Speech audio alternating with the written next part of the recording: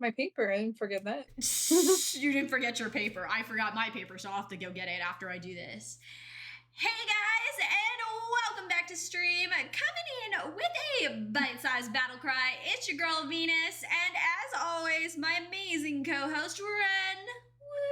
Woo! Hi. And welcome guys to a very, oh my god, I realized I didn't full screen this. I'm dumb. I also have to share my screen with you because you won't be able to see the slideshow. Oh, okay. Oh my god. Wait, I gotta go to here. So you can see the slides. Yeah. There we go. Tatsuya, welcome. Hi, Tatsuya. So, as always, guys, if you are liking what me and Ren are doing, please, guys, consider following us here on the channel. Yes. That's odd. Huh. Okay. Well, I didn't see that coming. What happened? So usually when I am here on OBS, I can see my followers and shit. I can't see Oh. I can't see my new follower list, which is very sad. I don't know what happened to it. So that's a bit upsetting. I don't know what happened to it. Okay, well, we will figure it out another day. I don't know what happened to it. Thank you, OBS, for once again proving that Venus knows nothing about technology. I mean, I know less than you, so we screwed. Last time I checked, though, I think we were at like 205 or 206 followers. I forget. But we got past 200 followers, guys. So today, me and Ren are doing a special stream to celebrate not only the fact that we got over 200 followers, but also to celebrate the fact that your girl had affiliate status and then lost affiliate status in the matter of a month. Yeah. We don't talk about it. Hey, thank you very much, Twitch. We love you. So, this might be the last stream you guys see here on Venus Rose 97, because I might have to move to my backup channel, Venus Rose 977, which is the same as my TikTok username. But we will see about that. I do not know what happened to my thing, and I'm very upsetty spaghetti that I can't see my follower list. I don't know what happened to it. Oh well. Usually I can see our new followers because I know that maybe I can go to my dashboard and see it on my phone. We'll figure it out, guys. We're figuring it out. Don't worry about it. We got this. I can do this. Yeah. Okay, let's see.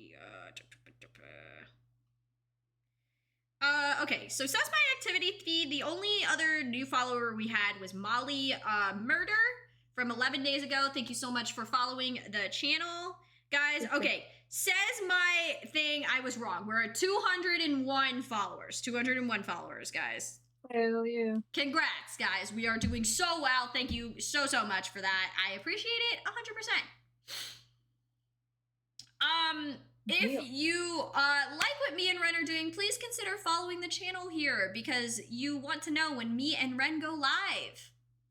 Please also consider subscribing to the YouTube channel where I will be posting most all of our videos.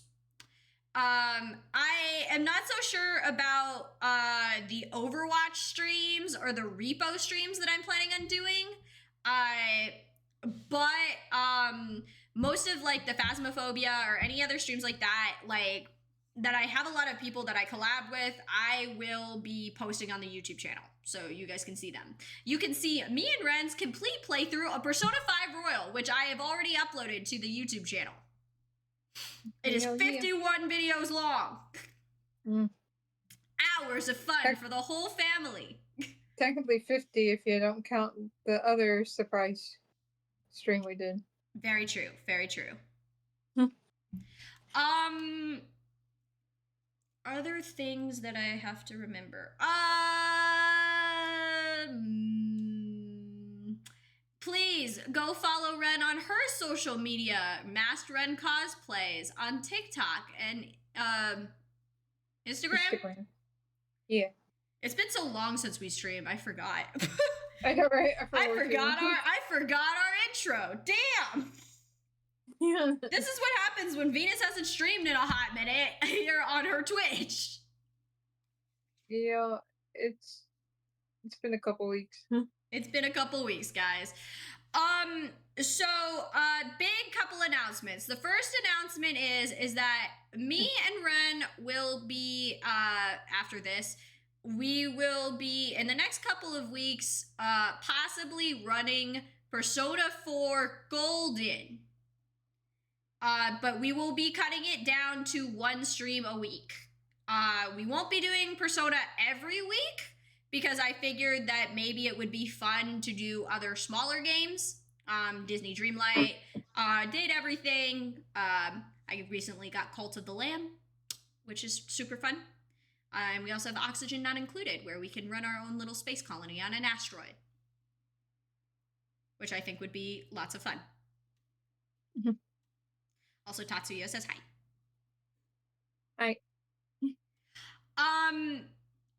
But today is basically just going to be me and Ren kind of wrapping up Persona 5 Royal, where we will be re-ranking palaces, talking about our favorite moments. We're going to get into a little bit of theory talk, because this is my hyperfixation. And also, too, we are going to be playing a little bit of a game that I have set up for Ren.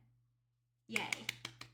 Oh, yay. But I made this wonderful PowerPoint, guys, so we're going to go through the PowerPoint. So Yeah. First, we get to celebrate the milestones. We've done 51 streams of Persona. 50 if you don't count our last special stream, because this is special stream 2.0.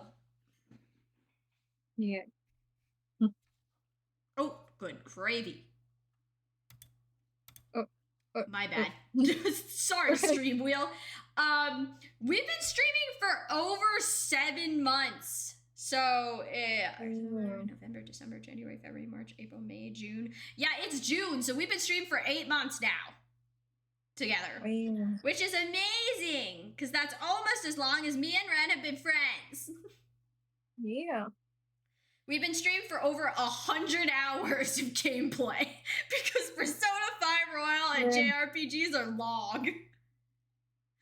That was long. We defeated all of the palace bosses with no major deaths of Joker. So we haven't had to restart any palace boss fights. Hell yeah. We only died. And when I say died, I mean Joker dies, we get the black screen, game over, we have to restart the whole battle or go back to our last save point. We've only died a total of 3 times. That's pretty good. Which was really good. It was mainly to bullshit mechanics from Will Seed bosses that I fought too early, and we were too low level to fight the Will Seed boss at the time. I love how the Will Seed boss is harder than the actual boss. Yeah, sometimes they can be, because, like, what they're weak to is not always the same as, like, what they're weak to in the palace, which I think is kind of bullshit. Yeah. And it's also hard to judge, like, what level you need to be at to fight the Will Seed, because everyone goes through the palaces at different speeds. So sometimes, like, people don't go through the palaces as quickly as you think they do. So, like, they'll spend their time, like, grinding in one area before going to another one. But if you're like me and you're kind of speed running your way through the palace, because you get most of your level ups from mementos before you go and fight the boss. And you have Ryuji matched to 7, and we're just cat carring our way through. Are you okay? Yeah. Okay. And you're just like cat carring your way through mementos. It's really easy to kind of lose sight of where your levels are in the palace itself. Yeah. Like I said, we've never lost a palace boss fight. So I'm actually very surprised by this because not only were we at normal difficulty, which means that we were doing the normal amount of damage allotted to us, not giving the multiplier that Merciless gives us. That's actually pretty good to do that. We defeated a boss in under 10 minutes, which it was freaking Madarabe. I rewatched our Madarabe fight, and I was kind of surprised that we kicked his ass so hard. I know, right? It was so funny. We unlocked and maxed out every confidant the game had to offer. Hell yeah. And obtained all of their extracurricular items that the DLC allows us to get. And we defeated the Reaper and maxed out our party members to level 99. Hell yeah. I was kind of surprised the Reaper was a lot easier than I remember it being. Because you're so overpowered. I think it honestly was because, like, I've used the guide before to kind of like guide me of where I'm supposed to have everything, and I don't remember, like, I think Joker was already maxed level by the time we went to go fight the Reaper. Yeah, I think the highest level I've gone to go fight the Reaper just to try and get to the max level that we can get our party to was maybe 86. So I feel I was kind of behind in that one. Sick one, hello, welcome in. Hey. But yeah, like that is something that I was kind of surprised that we seemed to, like, it didn't take us that long, I don't think, if I'm remembering correctly. No, it didn't take long at all. Not at all. Okay. So after going through all of Persona 5 Royal, and seeing the extra Royal content, what were your honest thoughts about the game? Did you end up liking the Royal part? Did you think it didn't need, like, the extra Royal content? I like the Royal part. I think, what's the word I'm looking for? I think, like, going up against someone who's not really a villain, has a different mindset on life, and you have to stop him is very interesting. Because you're just like, oh, I don't want to hurt you, but I have to stop you. I don't want to hurt you is crazy, but yeah. I mean, we did punch. You and Maruki did punch each other continuously. We did. Do note though, Maruki was doing more damage to us than we were doing to him. Well, because we were minor. We're a child. Fair enough. Being up a minor, arrest him. I'm just kidding. Please don't. Did you But I liked it overall. Some things that I've heard from, like, some people who have played through Royal were that they didn't like the fact that we went from that it takes away from the fight against God on Christmas. Because it's like, okay, we fought God on Christmas. Oh, here's another semester. Let's go fight another God. So, yeah. Did you like that? Or did you think it was kind of like it does kind of just like take away from what we've already done? I mean, yeah, I can see how it would take away from the original ending, but I personally liked the extra semester we had. It was very interesting. Gave you a little, like, it made you use your brain more because you weren't sure if you were in the real world or not, and I think you were asked at least like 3 or 4 times to take Maruki's deal. So you really He was really trying to really sell you on it. He was just really like, trying to change your mind, and the fact that you can learn about Akechi a little more and learn about your confidants a little more. Just like for me, the extra semester gave me more info about the characters personally. Did I manage to change your opinions on Akechi with the new semester? Do you understand why I respect this character a little more? I do respect him a little more. He's not my favorite though. He's still a psychopath. So he's not my favorite, but I have a respect for him wanting to change back to reality, even though there was a good chance he was going to be dead. So we don't know for sure if he is, but he doesn't care. He wanted the real world back. So, and he was doing whatever it took for that. Okay, fair enough.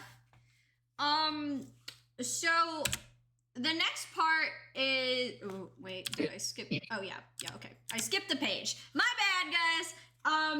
The next part is so the last time me and Ren played through did our special stream, we had only gotten through which is crazy. We had only gotten through 5 palaces.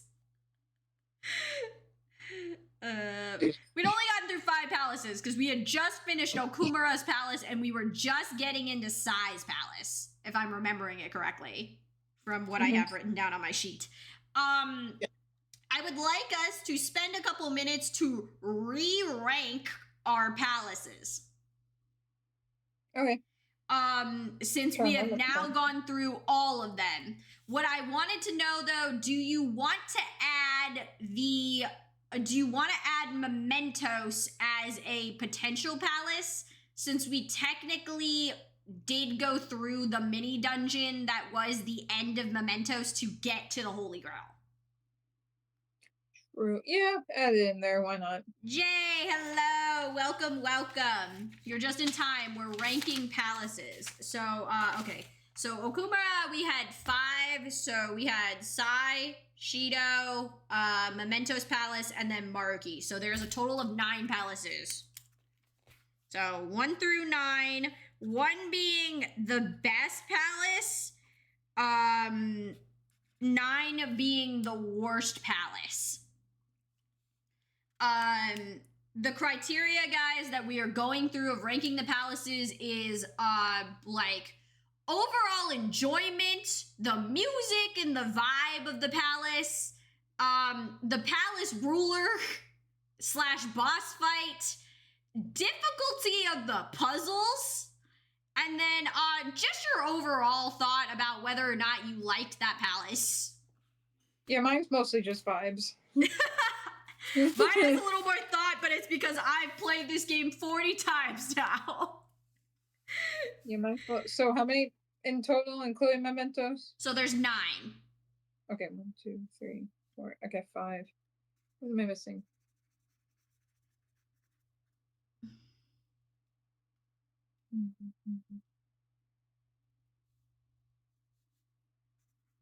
Oh, this is bad. Okay, never mind. I was forgetting someone's name, but we're good. Jay, I wish that name was at the bottom. It's not, and I will explain my reasoning in a moment. This is hard for me. Oh my god, what was his name? Oh, there we go. I don't want to talk about it. I'm probably spelling something wrong, but it's okay.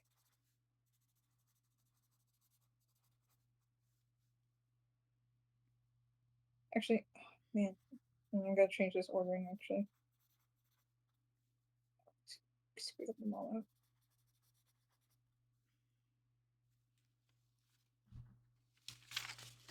We'll explain it in a moment. You guys can't see because it's written in pencil, so it's really hard to see. But this piece of paper is all of me and Ren's rankings from the last special Persona stream. Oh, good gravy. Good gravy. I need to be careful and not touch the buttons on my PC. So these were the original rankings. That was, it was originally Kamoshida through, Okumura, because we had just finished Okumura. So these are going to be all the rankings of the palaces. We are including Mementos as a palace because there was a treasure to steal. There was a treasure to steal, there were puzzles, and there was a boss battle.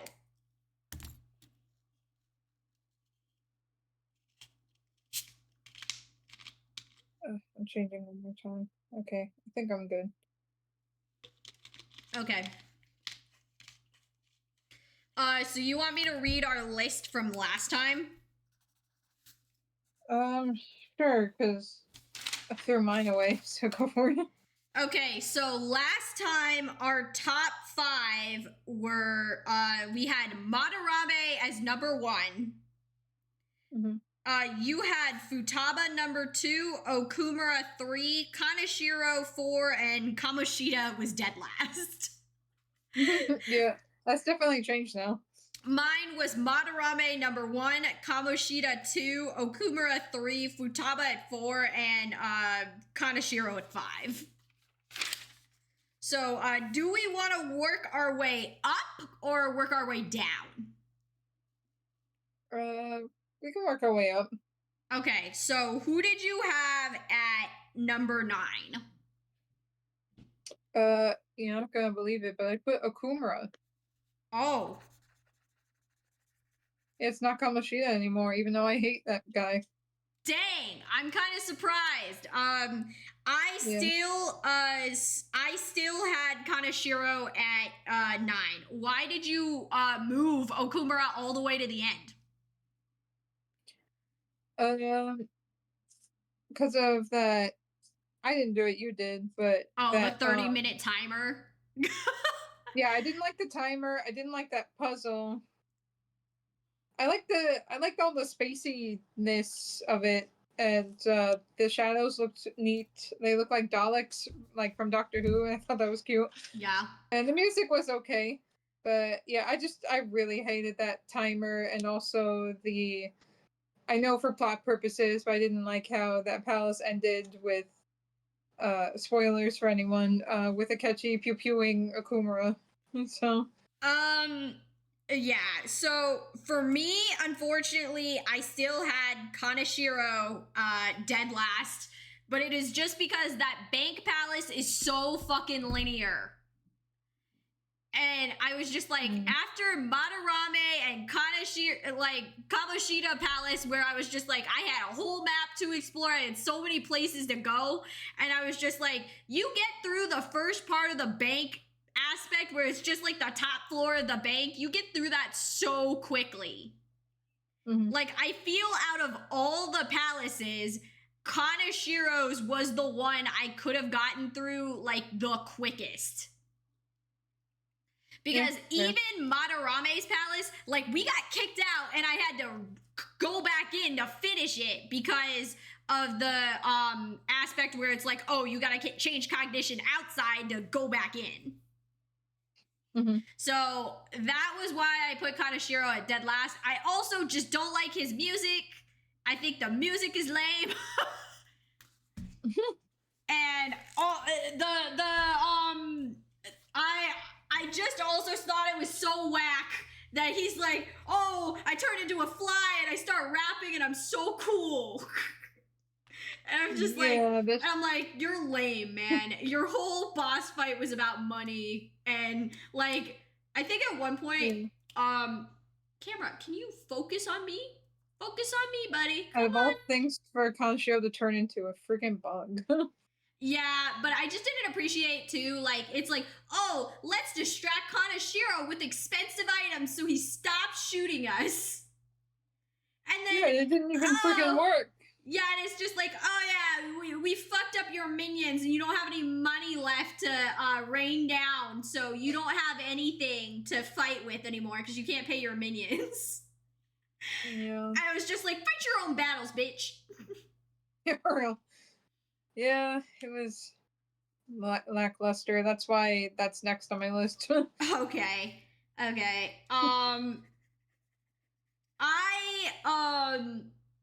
What my beginning rankings really didn't change too much. I still had Futaba second to last.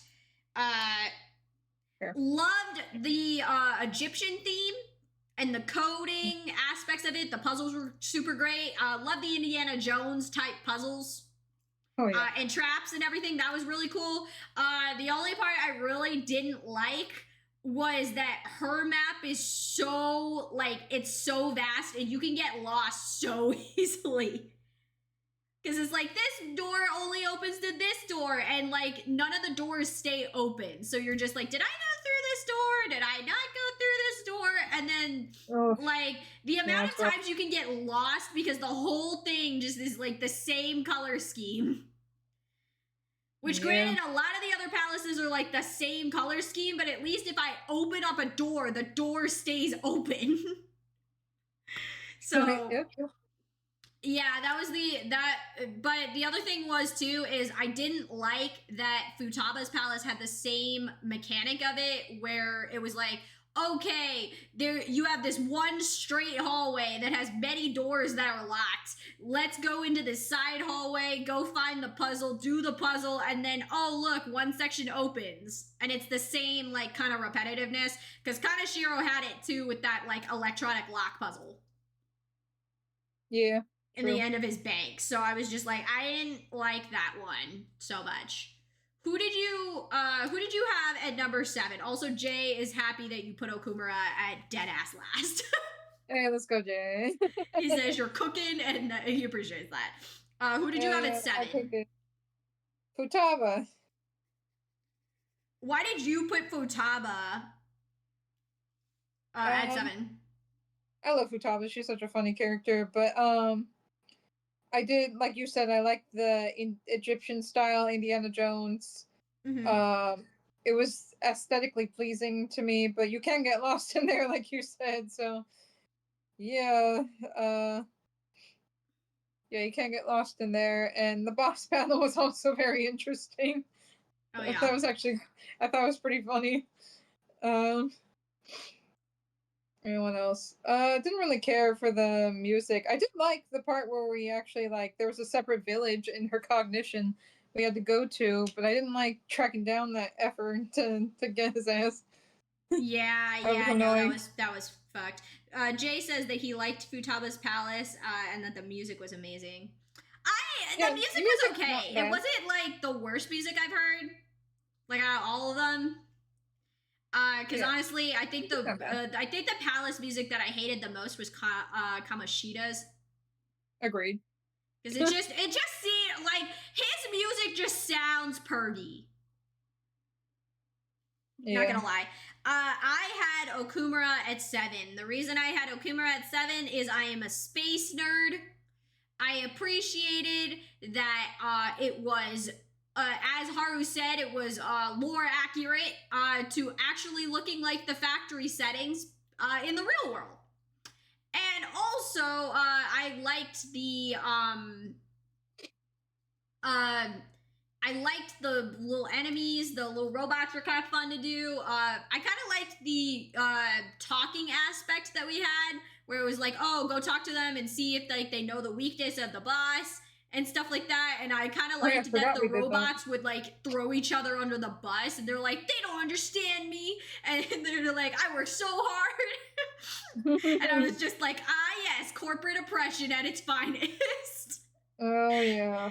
The reason it is ranked 7 and it is not even close to the top 3 is because I hate those stupid airlock puzzles with a passion.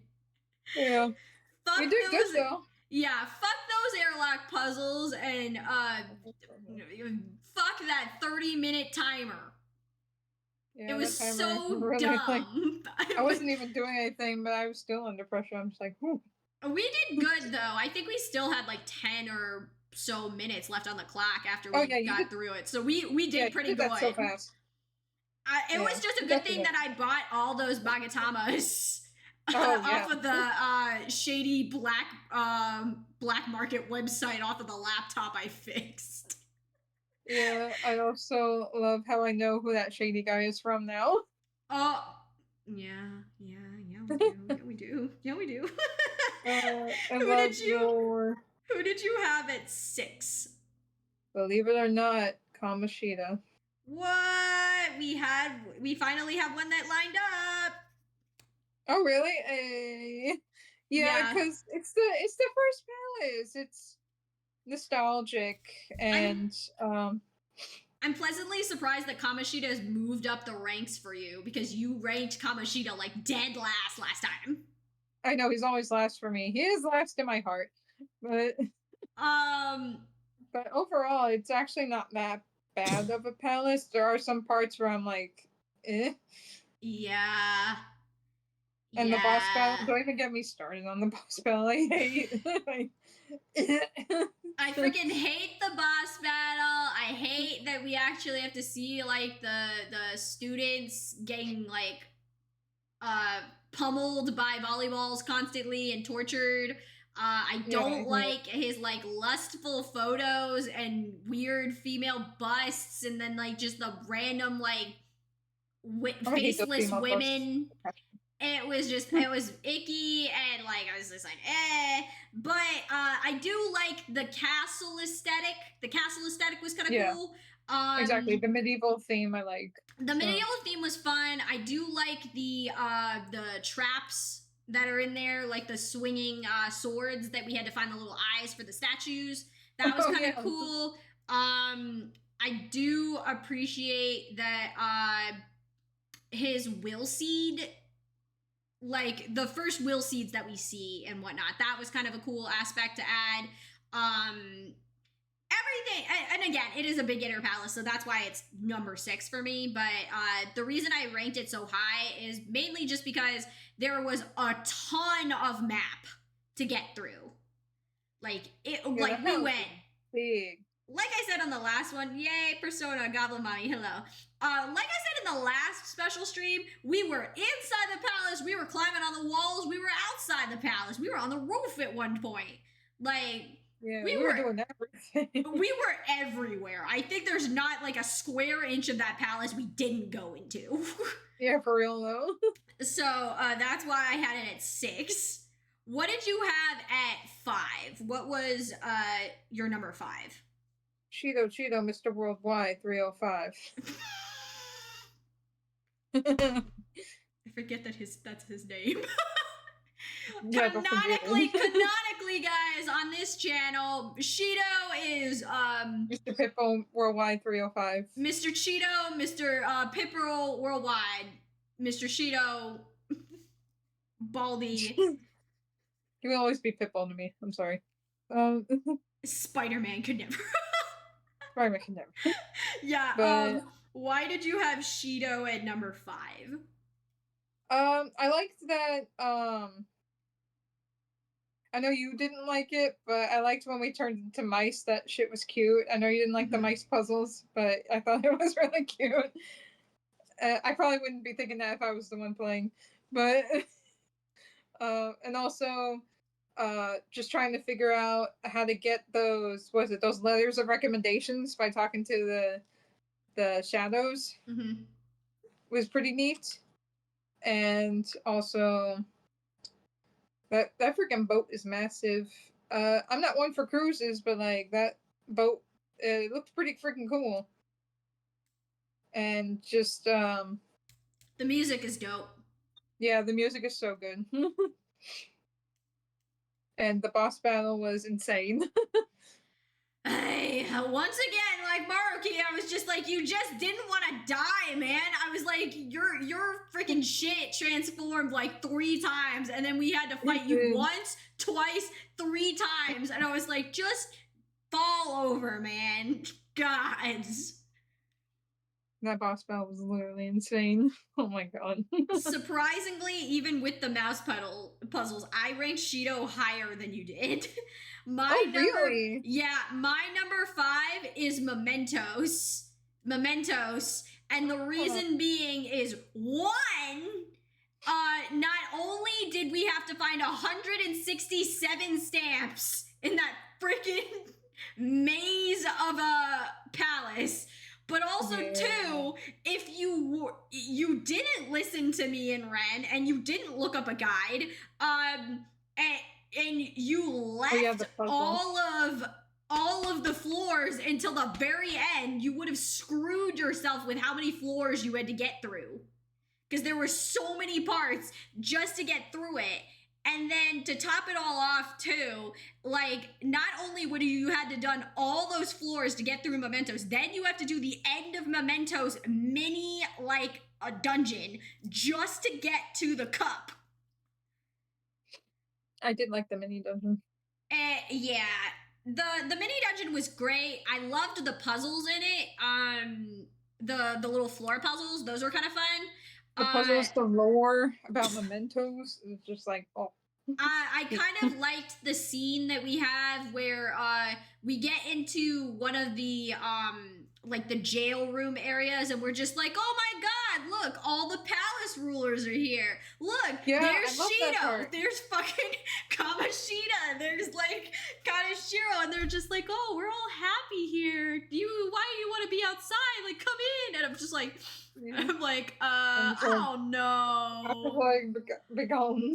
Oh yeah. So that's why I have Mementos ranked at 5.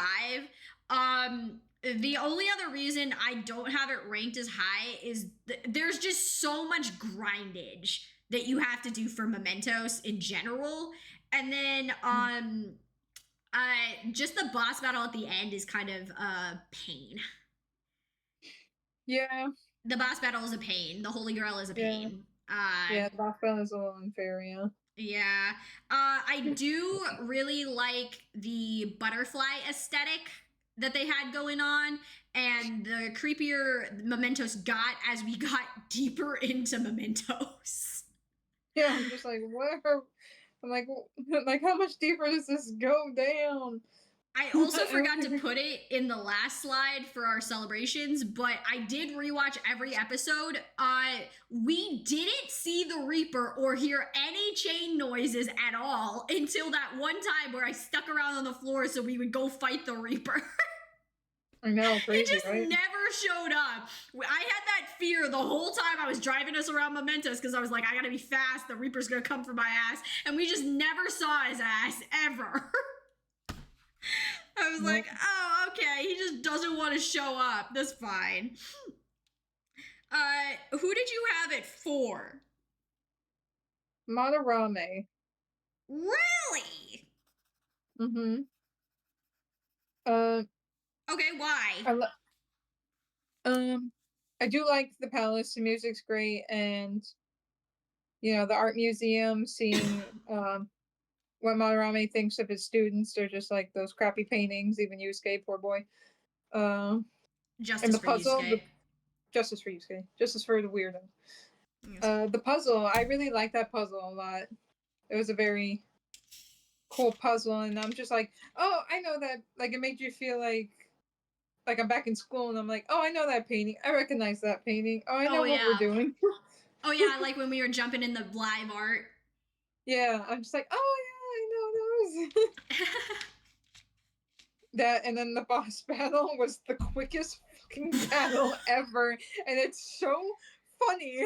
You were telling me about all this stuff, and just like, oh, if we don't do this quick enough, this and this is gonna happen. I'm like, oh geez, boom, insta kill.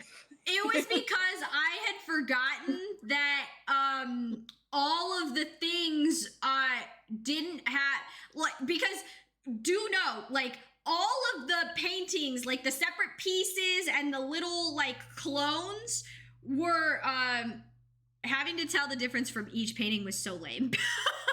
No, it made you actually have to remember what the Sayuri looked like after like hours of running through the palace and like maybe seeing it once or twice. Yeah. Oh yeah, that was a little annoying, but I like going through the different, Yeah, that was a lot those of fun. different like glowing doors. It was cool. So the reason why we got through the boss battle so quickly is I had forgotten that although some of the paintings and the clones were not necessarily weak, like they did have some resistances to certain things. Bless and curse damage was the only two aspects that they had no resistance to. And since I had fused Kaguya, I was just like, oh yeah, let me just Shining Arrow everything. And because Shining Arrow does like 7 to 8 attacks per attack, it just killed everything because they didn't have any resistance to blast damage. They just took the normal amount of damage, but Shining Arrows does a ton of damage. Mm-hmm. So because I forgot about that, because it doesn't attack singularly one thing too, it doesn't trigger Madarame's clones to guard him. So we were also dealing damage to Madarame, which I had forgotten about, since Shining Arrow attacks everyone. Mm-hmm. So not only were we getting rid of the clones, but we were whittling down him. So he was like already like 2/3 dead by the time I just got to him. And I was just like, oh, I see. You're a frail old man. Let me just kick your ass. And also too, how many times do we have to teach you this lesson, old man?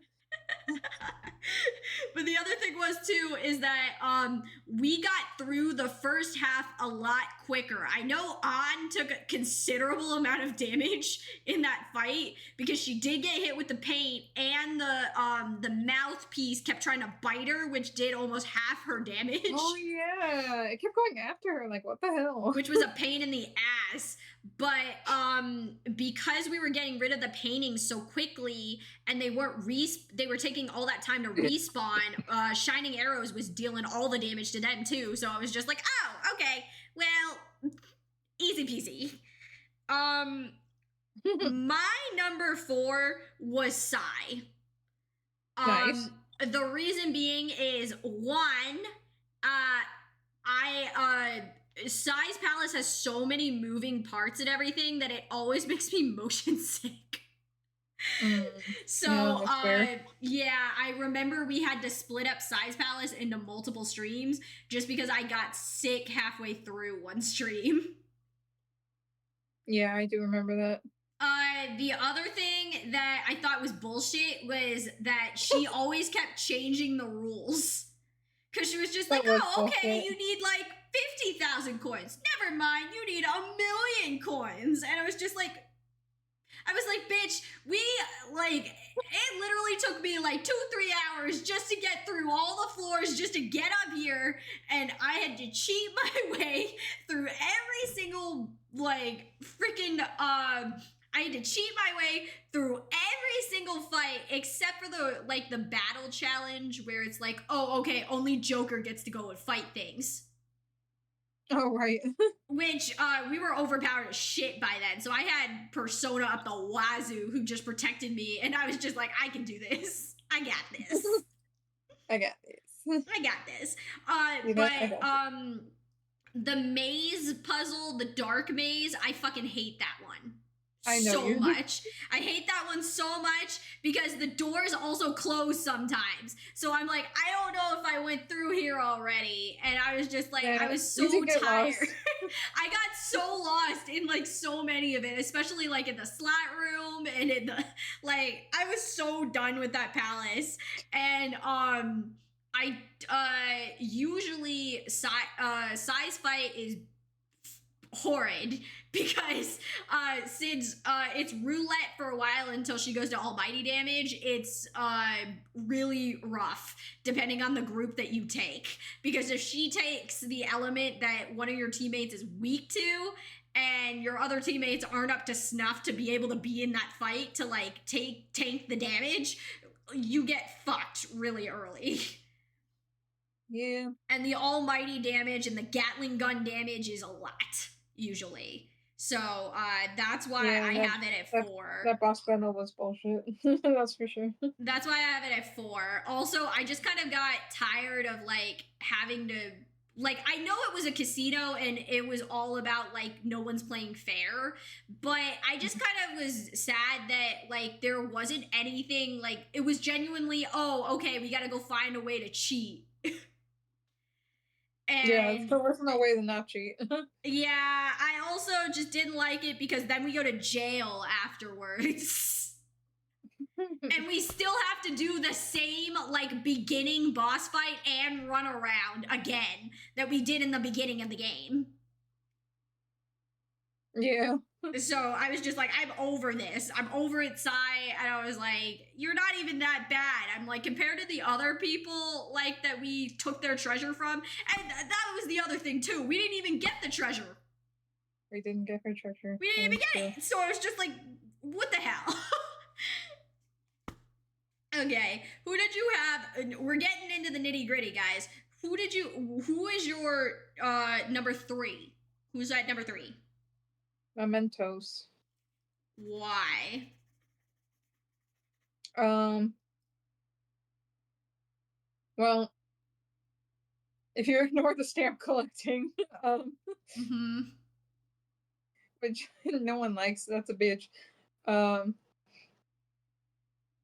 I like that you have to continuously go further down to the Earth's core, basically. Yeah. To get to the Holy Grail. And I really like the, when you get to the palace part, the dungeon part, whatever you want to call it, I like the glowy puzzle thing where you had to step on. Oh, yeah, the little tile puzzles. Yeah, I love those puzzles. You were actually very good at those puzzles. Thank you. Yeah, I love those puzzles. Yeah, I thought the music was fine.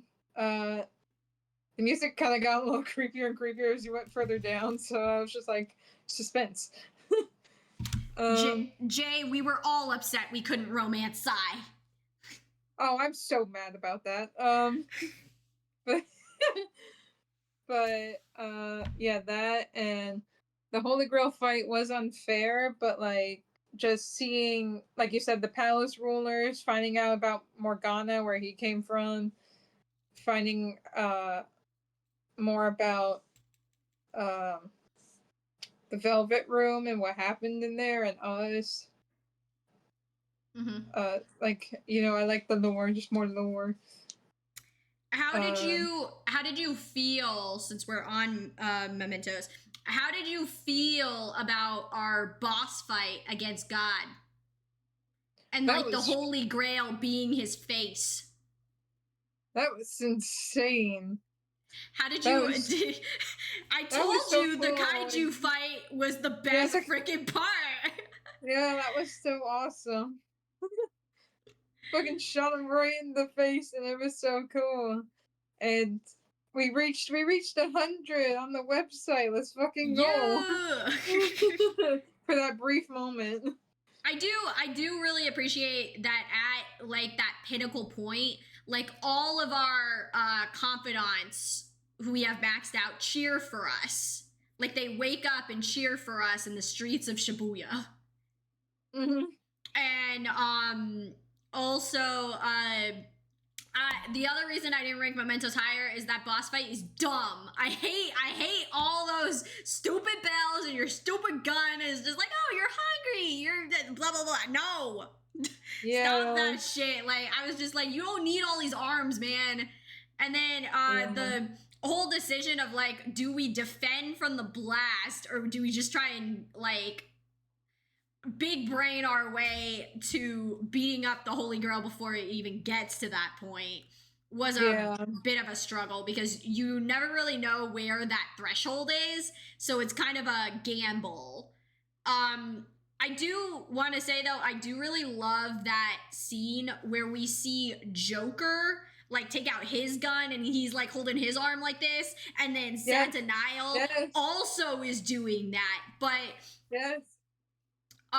the one thing I really like is, so Arsene, when we first see him, and then when we sacrifice him, he's like, I'll be back, like, in your time of need. Like, I'm coming back, dude. And then you see, like, we see Arsene behind Joker for that one time where he takes the chains and he just throws them on the ground, and then, oh, look, Saturnine comes down from the sky, like the dark angel he is. And I was just like, yes. Yeah, that was insane. That was crazy. Yeah, but just shooting God on the face on Christmas is the best caveat. Yeah. Surprisingly enough, despite my many complaints about the mouse puzzles, Shido is my number 3. Nice.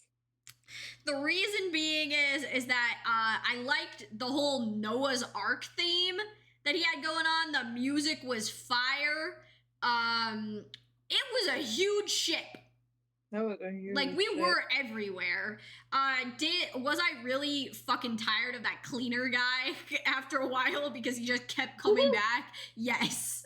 I was just like, go the fuck away, sir. And I'm like, I will get to you. It's not your time yet.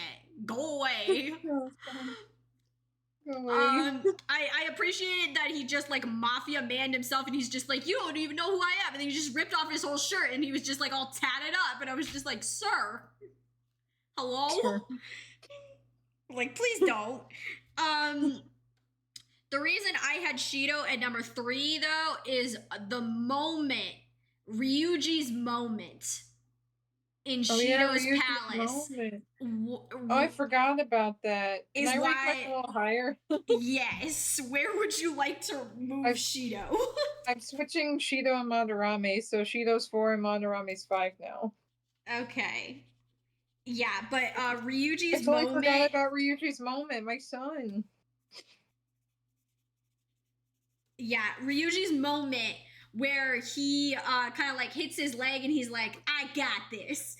I'm gonna save everyone.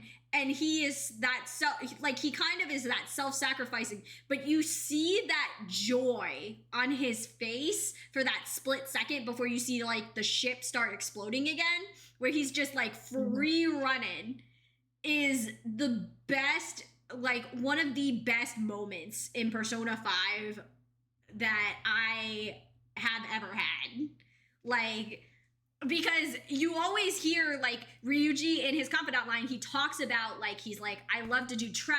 Like, I thought I was pretty good. Like, I thought I was going to get a scholarship for track. And I'm kind of looking at him and I'm just like, I don't really think you were that great. I was like, were you really that great? Ever?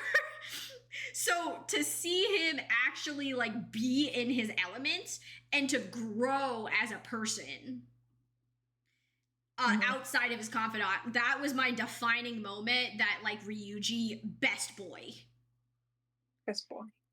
companion, like, for me. Out of all of the Persona, like, games, Ryuji is my favorite, like, best friend character. Oh, yeah. Amongst, like, don't get me wrong, Junpei, Yosuke, totally great people too. We love them. They're great. They're also goofballs in their own right. They're great. But I love Junpei. Ryuji is my, like, he is my ride or die best friend character. Like, if I had any of them as a best friend male character, it would be Ryuji.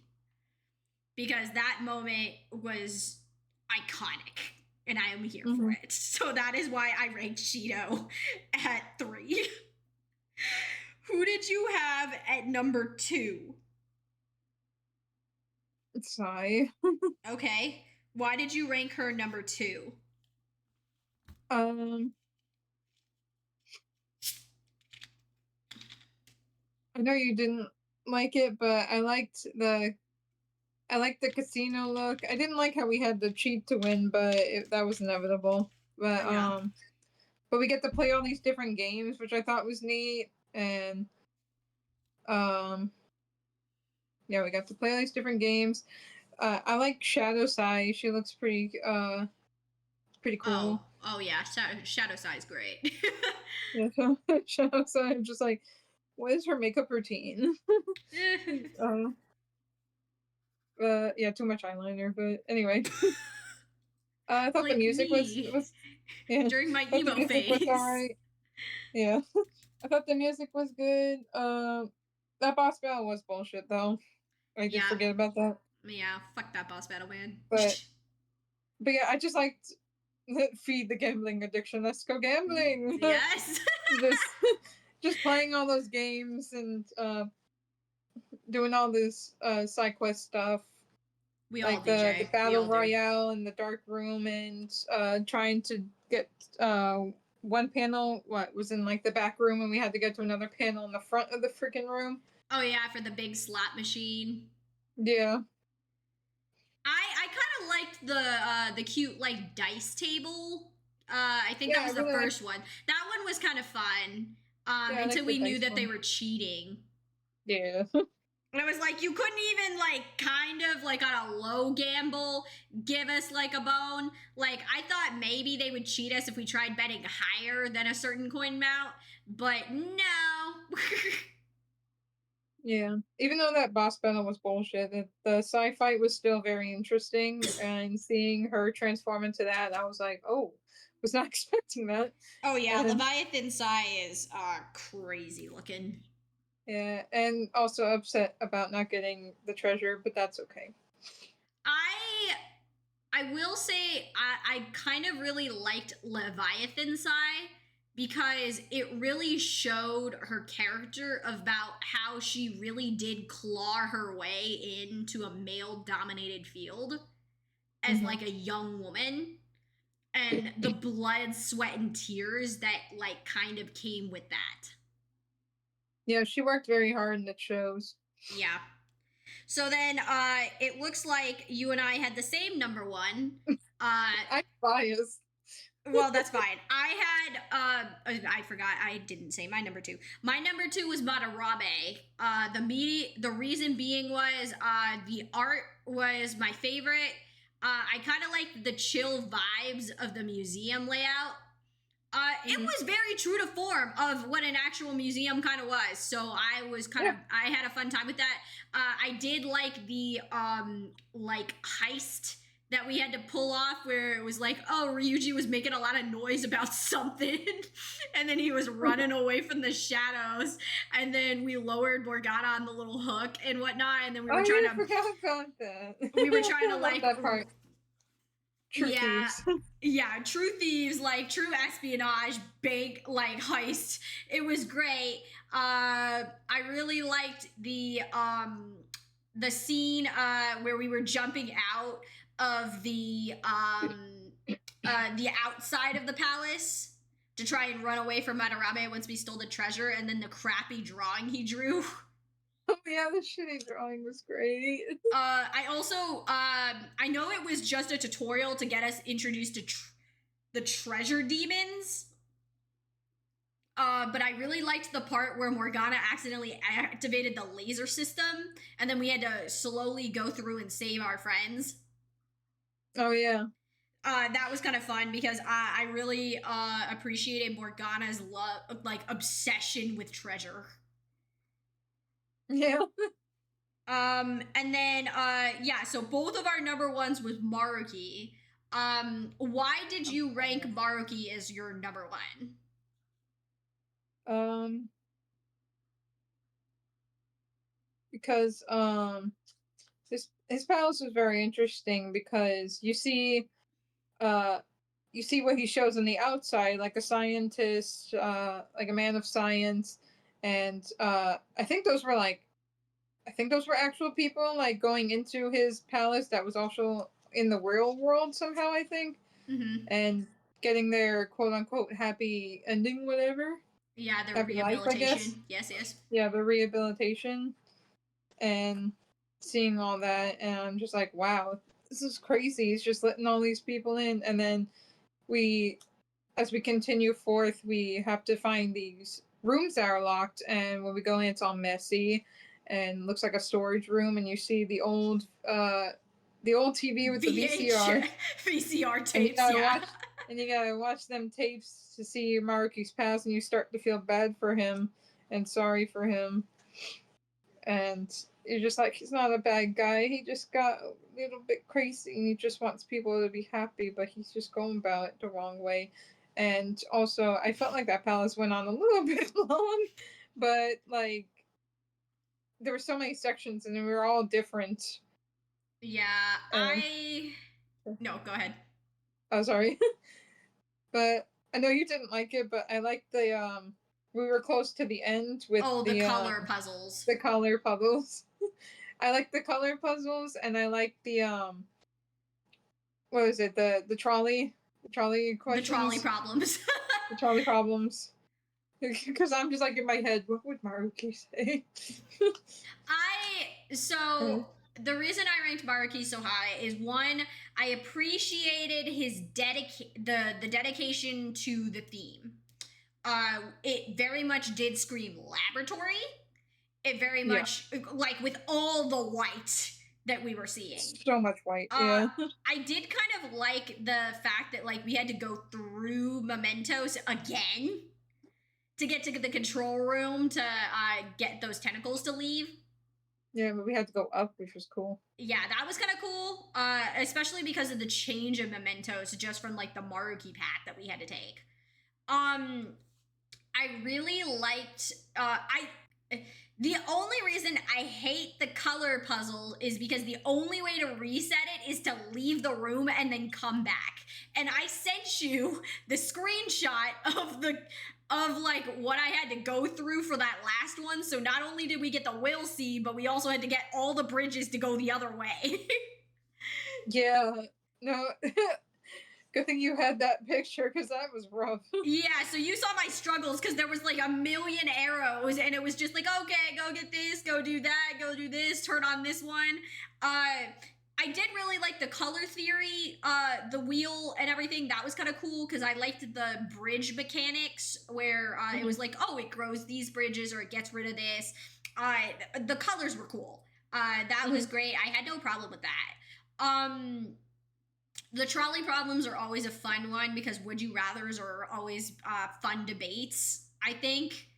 And it was great. I really hated Maruki's slick back hair. And his gold outfit was so bad.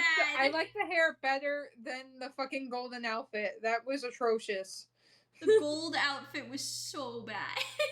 It's so fucking bad. He stuck out like such a sore thumb, and I was like, you are so gaudy looking. He looked like a thumb.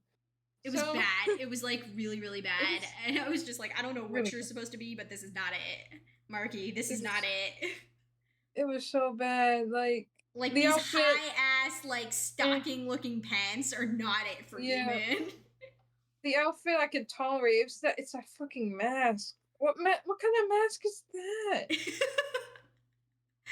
And the other thing was too is I was like, Maruki, I just need you to give up. There was so many. Oh my god, there were so many battles you had to do, and he would not fucking give. Yeah, because the first part took us 3 parts to get through, and then we had to battle Adam White. Like, we had to battle him once, then we had to battle him again when he swallowed up Maruki, and then we had to battle Maruki again because he decided he wanted to come and fisticuffs fight us because he just would not give up. And I was just like, God damn. And I was like, Maruki, please. Yeah, the one where we throw hands, I don't really count that one because I think that's just RNG, so... The other reason I put Maruki at number 1 is I appreciate the car drive scene when the palace is like tumbling around and Makoto is just like Tokyo drifting the car. Yeah, she going everywhere. And then I appreciate when Morgana's just like, it's my time to fly. He's like, wait, I can do it. It's my time. And then he turns into a helicopter, but like everyone is jammed into the helicopter. Yeah, he did his best. Hey, he did his best. He did his best. But that was great because I really appreciated earlier. I think it was during either the Shido Palace or possibly the Kanashiro Palace when Makoto asked Morgana if he could fly. And he's like, no, Yeah, he said that. I'm just a car. I can't fly. Yeah, I can only do car. So, looking at our list, we only had 2 that were the same, which is strange enough because in the last ranking, we only had 2 that were the same as well. Because our That's number fine. 1 and our number 3 were the same on our original, and then on this one, our number 1 and our number 6 were the same. Hell yeah. Interesting to see that Kamoshida moved up for you. Yeah, I can't really explain it, but I hate that guy's guts, but yeah, I do don't know, appreciate the palace is like, yeah.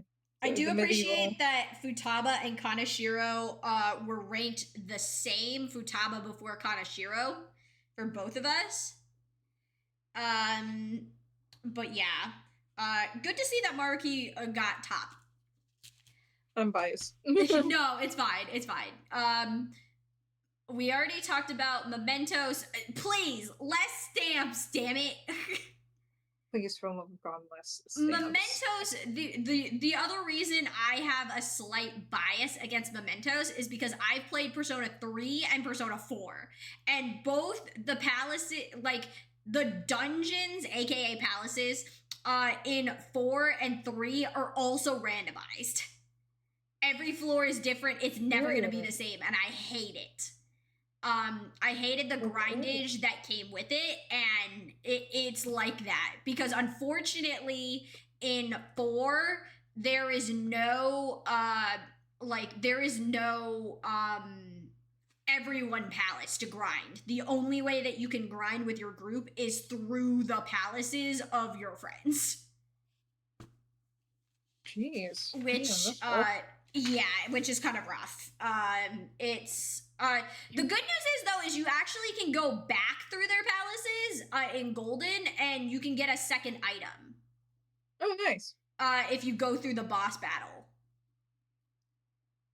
There's like the best way I can describe it is like will seed boss fight. Like blue will seed boss fight at the end of the palace. Oh, okay. Nice, which is not too bad. Yeah, the grind in 4 is a time, and it kind of sucks. So you'll see me rage when I have to do a lot of grindage because once we leave the palace, we cannot grind anymore. The palace is the only way for us to grind. Oh, and we can only do it during the midnight hour, or well, during the when the midnight channel is activated. So yeah. That's the only caveat I have against Mementos. There's so many things about Mementos that I love, though. I do love the darker aesthetic as we go farther in. I love the train system, and that we actually do see where the trains let the people out at the end. Right. And the dope Colosseum vibes that we get for the Holy Grail, that's kind of cool. Yeah. Okay, next slide. The next one is going to be all about the confidant endings, the gifts that we get from each confidant at the end, like when we're saying our goodbyes, and their persona evolutions. So I should have refreshed my brain before we did this. So the confidant endings, how did you kind of like the storylines that we were getting? Because a lot of people, like I had told you before, like with An, we see her growth through her confidant line, but whereas with like Ryuji, we see his externally as the story goes on. Do you kind of like them to have more growth in their confidant storyline, like where we go and hang out with them and learn more about them? Or did you like better like Ryuji's story where we did learn about like his time with the track team and everything like that, but he grew more as a character outside of us hanging out with him? I mean, I don't really have a preference, either one. It's fine. I liked both character build through story and through confidant line. I can't really pick. We did get a lot of gifts at the end. Do you think that it was a good idea for the game designers to give us those like easy level ups if we, because this is DLC content. So if we did play a new game plus run, which would give us all the gifts that we collected from our friends, basically like the promise list from Futaba, the cute watch keychain, the watches from Ryuji. On was it was a modeling poster. I think it was either a modeling poster or a magazine with her on it. I think it was a magazine. Sai, it was her business card. Makoto's, it was a Buchimaru calculator. Did you like that they give us kind of gifts at the end? Yeah, I thought it was cute. When we're saying our goodbyes and everything, and our friends are waiting for us there? Yeah, I think it was a nice, cute little way to, like, give closure to the game, you know? Yeah. I also like the end credit scene where you, like, see after our character go home and see how our friends are doing, and it's really nice. Oh yeah, where it kind of like it has like the other videos where it's like, oh, Futaba's actually like trying to do schoolwork and stuff like that. Yeah, Futaba's doing schoolwork. Makoto's looking for an apartment. Friggin' Ryuji and An are moving. Yusuke's still the same, working on his paintings. Probably still poor. Probably still poor. Haru's doing her business. Did you I will say that Morgana's ending through the story genuinely made me like Morgana more. Oh yeah, same. Just because he's like, you know what, I'm gonna stay with you till the end. And then he does actually come home with us too, which is great. Yeah, that made me so happy. I was like, yes, he's coming with us. Yusuke forever starving artist, yes. Forever he is. Haru, give him some money. Yeah, that was like that is kind of crazy. Did anyone ever think like, hey, Haru you own like $1 billion company. You rented out all of Destinyland and you can't lend this man like 2,000 yen. You own a burger place. Give him some food. Give it some coupons or something. Yeah, something. Hello? A food voucher maybe. Yeah. Something, man. No, she could give him food stamps. I don't know. How did you like the Persona evolutions? Oh, they were sick as hell. I liked how when they evolved the first time, that was really sick. And then when they evolved their final time, it was the combination of the one before and the original. And I'm just like, oh shit. What is this gonna make? And it kept getting more and more awesome every time. I still can't get over William. I can't get over Yusuke's looking like a damn pimp. Bro, that's Pimpsuke. Pimpsuke?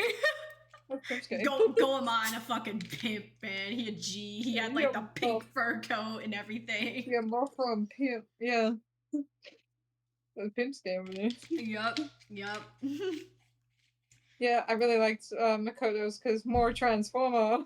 Yes, more Transformer was dope. Futaba's was pretty cool. It turned into a more high-tech spaceship, and I was like, ooh. Pimpsuke gotta make money for college somehow, says Jake. I mean, you know, you're right. Because Haru's apparently not helping, so... Hey. Yeah. We always forget that Haru is, not rich. Would it actually, surprise you to know that early P5, Haru has even less screen time? That's really disappointing, actually. Yeah, so original P5, we don't see, the first time we ever see Haru is during the fireworks festival. Where it gets rained out. I remember seeing her literally at the freaking beginning, her working in the damn garden. Oh yeah, we don't see that base P5. Haru has little to no screen time at all until we get we see her once in passing during the fireworks festival where she gets pushed into the limo and she's in the really nice yukata and everything. We see her that 1 second, and then we don't see her again. We don't see her again until the Okumura Palace. Shitting me? She's like my second favorite girl. What the hell is this? Yeah, there's no there is literally Haru screen time is so sad. Oh dear, what the hell? Yeah. So cool. How did you like Sumire's ending once we finally like got her true confidant and hanging out with her and everything like that?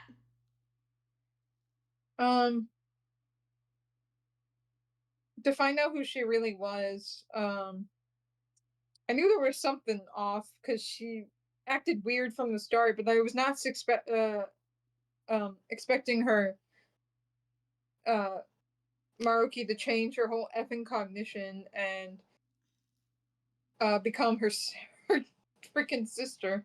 Yeah. Which was wild. And just helping her, like, by hanging out with her, by helping her see the real her and realizing that the real her is okay. You don't need to be your sister. She can still live in, like, through you, but you need to live for you, you know? Yeah, like, yeah. Your sister wouldn't like that. You need to be yourself, basically. Just be yourself. It was helpful. I did appreciate Sumire unfortunately is not my favorite character added to Royal. Of the 3 characters that we get more screen time of, because we get more Akechi, we get Maruki, and we get Sumire. I prefer Maruki to Sumire. No, same. Not that I didn't like Sumire, but I did. The story, her side of the story was great, but I did like Maruki in that we got to learn about Akechi a little more, and I'm just like, my man. You mean? My man. I got to learn a little more. Next slide. Confidants continued. Did you like your favorite picture? Did you like what happened to us on Valentine's Day? Oh my god, it was so funny. Oh, it was so funny. I love our character, but like deserved. Because that's what you get for being a player. I appreciate that Sojiro. Faster. I appreciate that Sojiro had to bail us out, and he was just like, "Yeah, I told one of them that. Oh no, he only talks about you. Oh no, you're the only one. You're the only one." And he was just like, but I appreciate. I did appreciate Sojiro giving us the lowdown of how to plan a really nice Valentine's Day date. I know Sojiro got the freaking. He knows what he's doing. Hydrate and stretch, says Tatsuya. I just did. Thank you. I love Sojiro so much. If you were to go back through Persona 5 Royal and we didn't have to worry about romancing every character like we did the first playthrough, which character would you pick to solely romance?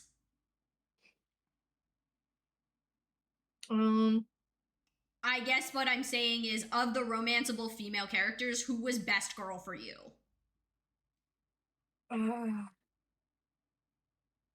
That's tough because I like 2 of them.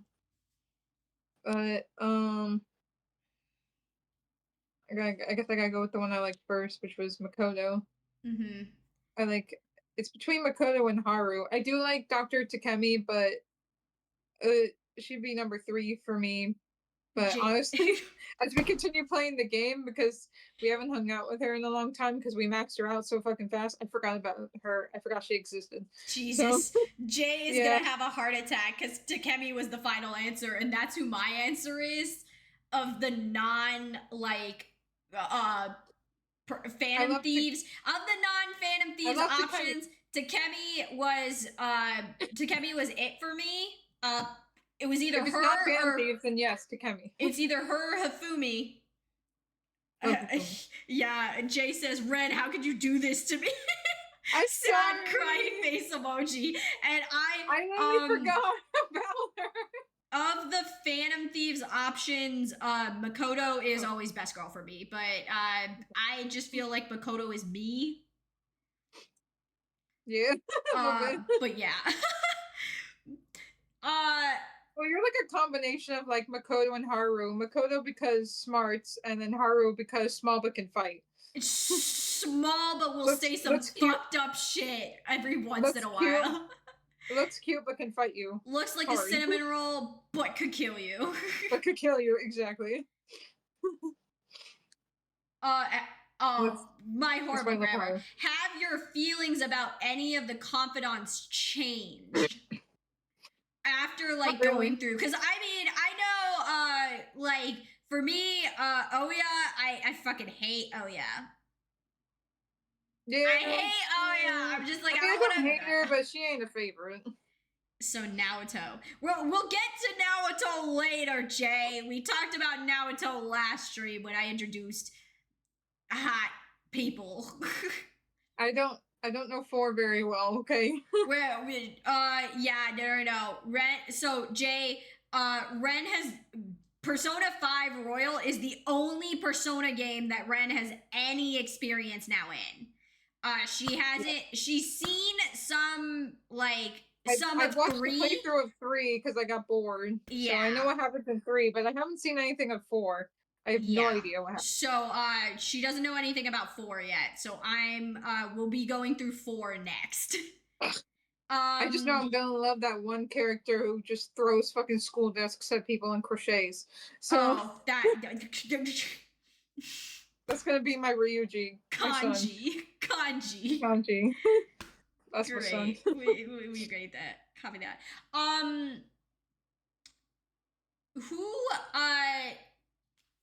Because I think we had confidant rankings. Have your rankings for male or female confidants changed since we finished Royal? Yeah, it probably has, because I don't remember when I wrote last time. So your top male answers because we only did top 3.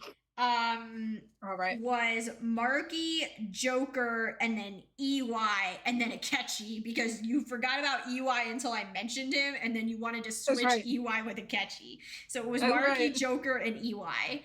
And then your females were Takemi, Makoto, and Hifumi. Which was the same as mine, because I had Takemi, Makoto, Hifumi, top 3 females. Sorry to do this. I love Hifumi. Change that to Haru, please. I like Haru a little more. Yeah, I'm keeping my answers of Takemi, Makoto, Hifumi. Mine was Akechi, Marky, and EY for my top 3 males, and I'm keeping that. So, noted.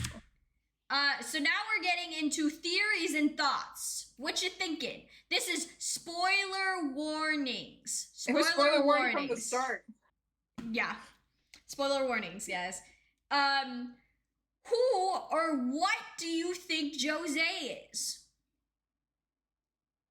I thought he was another one of the friggin' the Velvet Room attendants. Yeah, I thought he was another Velvet Room attendant because of the eyes, but he never interacted with them. Like, they never interacted. He was just by himself the whole time, and we don't know where the fuck he came from, or why he likes flowers. Like, why are you here, kid? Who are you? So, there are a couple theories amongst the fandom about who Jose is. One of the things is that they think he might be either like Igor's successor, like the next ruler of the like the next overseer of the Velvet Room. Like in Igor's place? Yes. That's fucking wild. A Velvet Room attending in training. Maybe. Which we've That would seen make this sense. happen in Persona 4 Golden. So that is a possibility because he does share the same eye color that many Velvet Room attendings have. Yeah, exactly. Or the one of the biggest theories is that he is related to the person who created the god that created the Velvet Room originally in Persona 1 and 2, and he's trying to study humans to successfully save the pro tag of Persona 3. Oh damn, that one went really in depth. Yeah. The other thing that I noticed about Jose, and I had talked to you off screen on this, is that Jose, if you go battle him in Mementos after you've collected 167 stamps and you reach the control room, you can go fight him in the control room. I forgot you could. Is that he he might be a god that is watching over humanity. So like Igor and the Velvet Room attendings picked Joker as their champion. They thought that he would be the best for the world. The god of control, Yaldabaoth, picked Akechi to win. Jose's pick and what everyone thinks his pick would have been Maruki.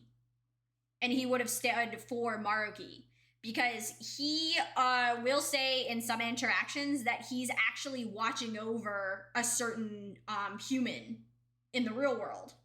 And most people think that he's watching, as Maruki is using those control panels to watch over Mementos, Jose is using them to watch over Maruki. Yeah, that theory sounds like very possible. The other reason I think that Jose is linked to Maruki is his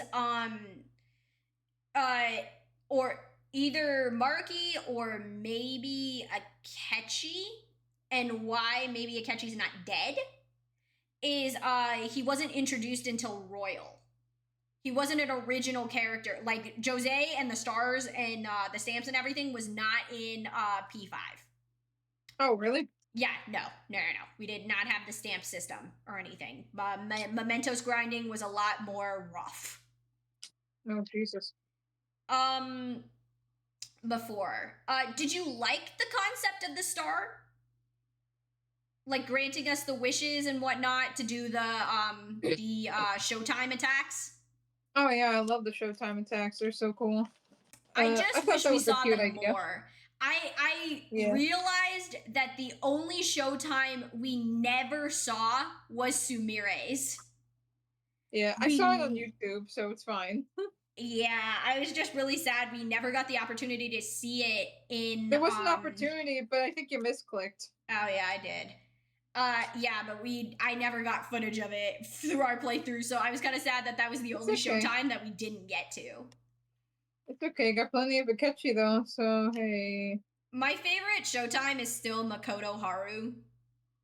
My god, I love theirs. It's so funny. Makoto Haru or Yusuke and Ryuji. Because I also realized too we never saw Yusuke on either. I saw a YouTube video on that one too, so it's fine. Okay. But that's also kind of why I think that Akechi's not dead. Because of the star. I mean, possible. Do you think that Rumi gets re-traumatized since we basically undid everything Maruki did? Yeah, I was thinking about sure. There's two ways this could go. One, yes, like Maruki's things that he did were undone, and therefore she's possibly re-traumatized again. Or two, because this happened so long ago and she's so far gone that she didn't even know this, and her brain's just stuck that way and doesn't like not registering to go back to how it was because it was in the way Maruki had it for so long that she just stayed. Yeah. I'm not sure which one went through, but if it's the first one, oof. Do you think Maruki was right in his way of thinking, and do you think that we should feel bad for him?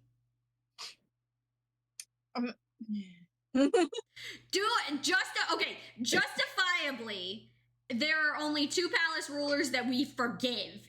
First is Futaba, and the other is Maruki. Do you think Maruki deserves to have that forgiveness like we do for Futaba?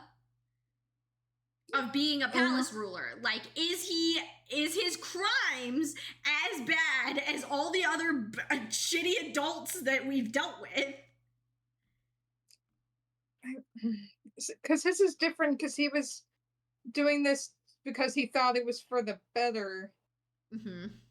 In a sense, it was kind of like his way would help some people, like it did with Rumi, technically, because of all the trauma. Yes. If you have a lot of trauma, then yes, you would want to take what Maruki has to offer, but then you don't really have free will, and so it's not really the right way. I still think it's fine to forgive him, but his way is not the right way. Yeah, his way of thinking was not guided to the right answer. We didn't get from point A to point B how it should have been. Should we feel bad for him? Yes. He went through a lot. Shido fucked with his research, and he shouldn't have done that. That was fucked up. Yeah, I feel very bad for him, but he went about it the wrong way. Yeah. And I understand with power, like Spider-Man, with power comes great responsibility, and he took it too far. And this is what happens with with like these powers. You when you go about it the wrong way and your brain starts to think you're like a god. That's pretty much how Maruki went, and also how Shido went. They thought they were gods. Yeah. But no. Yeah, no. Do you think Akechi is alive? I hope so. I really, really hope so. Because I would like to think yes. That's what I believe. I want to feel Akechi is alive. That one glimpse that we have of him being there. Yes. Yeah, at the end on the train. Like, oh yeah. Yeah, I would like to think yeah. Yeah. I was going to say, though, I do really appreciate that after Maruki's palace, where we do actually have to go to jail, all of the confidants, like, trying to help out, like, get signatures and stuff, or, like, help free us. Yeah, that was cute. Yeah, it was amazing. That was a nice moment. I wanted to feel like the last wish that the star granted was that Akechi was still alive.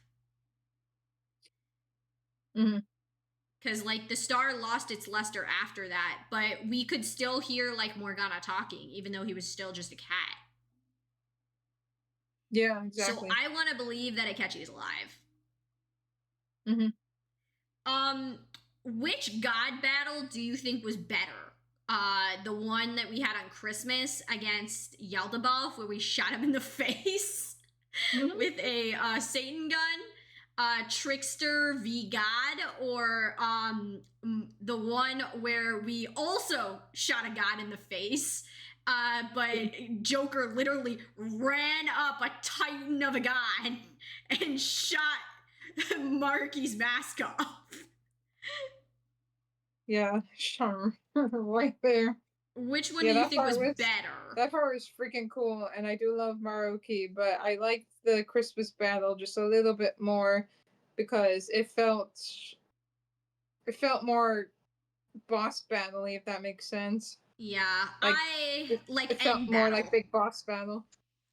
Yeah, I agree with you on there. I do like the Christmas battle better. The only thing I will say about the Maruki boss battle with Adam, I appreciated when the whole group is like trying to hold off Adam's fist from punching us.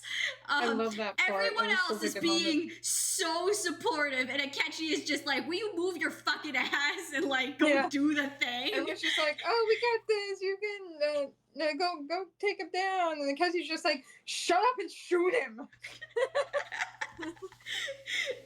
We love that. How did you like Igor's real voice? That was his real voice. Was the voice I was expecting of a character like that to sound like, because the other voice, the fake Igor, was not it. This is why I'm glad we played Persona 5 before any other game, because I had no clue and thought that was his voice for a while, and I'm just like, this isn't right for this character. Had we played Persona 3 or 4, right. that would have been a dead giveaway of Igor. What the fuck happened to you? Exactly. Like, oh, bro, what happened? You smoked too many? You need a Ricola. You need a Ricola. But yeah, the god's voice, the evil Igor, did not sound correct. The real voice, much better, more correct. Who would you have bet your money on if you were we'll just put it between Joker, Akechi, or Maruki. Sans the interference of like outside factors, who would have you backed to like basically test humanity? Because so each of the gods picked a champion to basically experiment on humanity, see what humanity could handle. Of the three options, so Maruki, Joker, and Akechi, which one of the three would you have backed and said, like, this is my champion, this is who I think has the right idea about where, like, the strength of humanity and, like, where humanity can go? Oh, Joker, 1,000%. For me, had I had no other knowledge about like anyone else, it probably would have been Maruki. Because it's a toss-up between Joker and Maruki for me, but like, Joker. I would have loved to support my man, but unfortunately, his ideals are not best for all of humanity. Yeah, he is very much death to the weak. No. We loved it. Okay, so this is gonna be fun and games. Do you want to do the Maruki trolley problems first, or do you want to do the ones that I've written on this slide first? Get the trolley problems first, I guess. Okay. So, chat, for reference, I have all the questions pulled up from the little elevator puzzles that we had in Maruki's palace. And we are going to go through them, and we're going to answer them how we would have answered them, not how Maruki would have answered them. So question 1. You're in school, and a friend is being led away by a group of scary people. Do you A, go after your friend, or B, go get help? Well, I would like to go after my friend, but I don't think I could do it by myself, so I would get the closest help I could get and then quickly go after my friend, personally. Yeah, I would also probably go get help, because I was just like, at this point, there is it's a group of scary people against me? Like a group of scary people versus me and one other person as witness. I don't know about that. Like, I'm definitely gonna go and like balls to the walls help out, because I'm not letting my friend go away with scary ass people. But I kind of need the backup of like, hey, we're gonna call the police first, or hey, we're gonna do like get a teacher or someone else to at least like help us out. Exactly. Yeah. Question 2. You're having trouble making your dreams come true. Do you A, keep up the hard work, B, do whatever it takes, or C, give up for a new dream? Having trouble making a dream true. By do whatever it takes, it does also imply that like you would manipulate things or possibly do something criminal. Oh, hell no. Like, definitely not that. So it's like, do you keep working at it even though like you haven't seen results yet? Do you B, do whatever it takes, and by do whatever it takes, it means by any means necessary? Or C, give up and then try something else? I mean, as much as I would love to keep up the hard work, if it's not showing results, and depending how long this has been going on, I might do a change instead. Honestly, I'm gonna actually agree with you on that one. Jay says he would keep up the hard work. I appreciate that. The only reason I'm gonna pick C is because I personally would, like, I've gone through this. So I know that sometimes, like, turning a new leaf, starting a new goal, like doing anything like that, although it's hard, like sometimes, not all the times, but sometimes you're not where you should be. Mm-hmm. And once you start doing things that actually like make you happy, like you're actually like starting to do things towards like a different dream, it can be a lot more rewarding. Yeah, I mean, most people go through a whole bunch of different career changes and whatnot before they settle on one, so. Yes. And then the last question was, you had the power to steal hearts. What are you most likely to do? A, steal something valuable. B, never steal anything. C, steal your own heart to heal. D, steal evil hearts to fix society. Or E, steal the heart of the one I love. Well, definitely not the first one or the last one. Tough choice between myself and society. Probably society, because society's shit.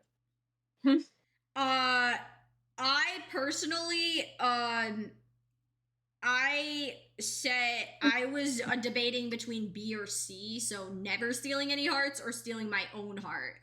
Just because, due to that Persona game and everything else, I don't know if I want to be able to change someone's cognition in that way. The way I see it is it's kind of like the Mishiba problem of like, do I take Mishiba's heart or just tell him like, hey, you know what? Change yourself. Like, do it yourself. Because yeah, that's true. But if someone's too far gone, then I want the power to be like, hey.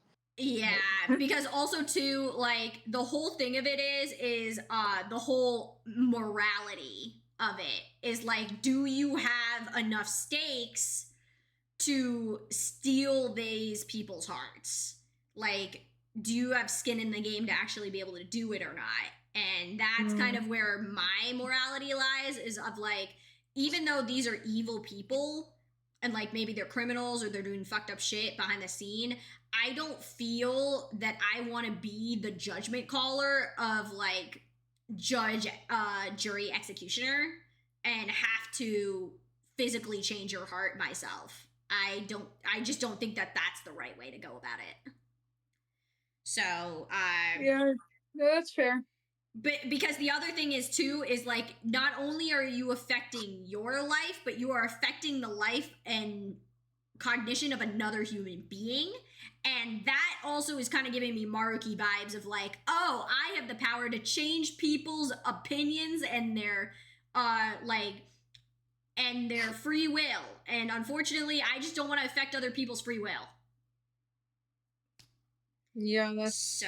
Yeah, At least if I'm stealing my own heart, like the only person I'm changing is me. The only person it affects is me. And it doesn't hurt anyone else. So I think I'd probably go for C, steal my own heart. Yeah. Be a little selfish. But That's those were all of the trolley problems from Maruki. These ones, some of them are would you rather's, but they're also just questions that I had from the game. Would you take on the Big Bang Burger Challenge? Hell no. Hell no. Not even the first one? No. Absolutely not. Okay, fair enough. I can't eat that much. Fair enough. It's just too much. It's just too much. Even if I haven't eaten anything at all, like in a day or two, I still couldn't eat that. Would you rather go through Maruki's rehabilitation or be the person who stopped who had a hand in stopping his research funding? Oh God. Oh God.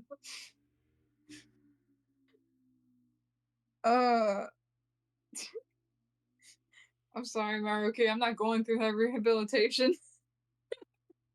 I think that's more scary than stopping his funding, though I do feel horrible about it. I actually said I would go. I said I would go through the rehabilitation because I was like, I don't think his rehabilitation would have been that bad if they hadn't stopped his research. Because the whole reason he ended up getting a god and everything like that is because Shido stopped his fucking research. It's true. So I honestly think like OG Maruki therapy would have been fine. If it's just a regular like therapy session, that's fine. But if we're talking like going through his palace and going through all that shit, oh no, not thank that. You. No. Like if he had his actual like laboratory research center. Oh, then that's fine. Yeah, no, not palace rehabilitation. Just like if he had built the actual laboratory to help like stuff like that. Okay. Then yeah, I totally go for rehabilitation then. Yeah, rehabilitation over stopping his funding. If you had to live in one palace forever, which palace would it be? Ooh. Definitely not Kamoshida. Fuck that. That can go burn in hell. I don't want size either. I'm sorry. I don't really think I want Maruki's either. Kaneshiro, no. Futaba, no. I said my answer was Shido because at least you know there's food. I'm leaning towards that, but unfortunately, I get seasick usually. It's a toss-up between Madarame and Shido. Madarame is just a fucking museum. Hi, Shake.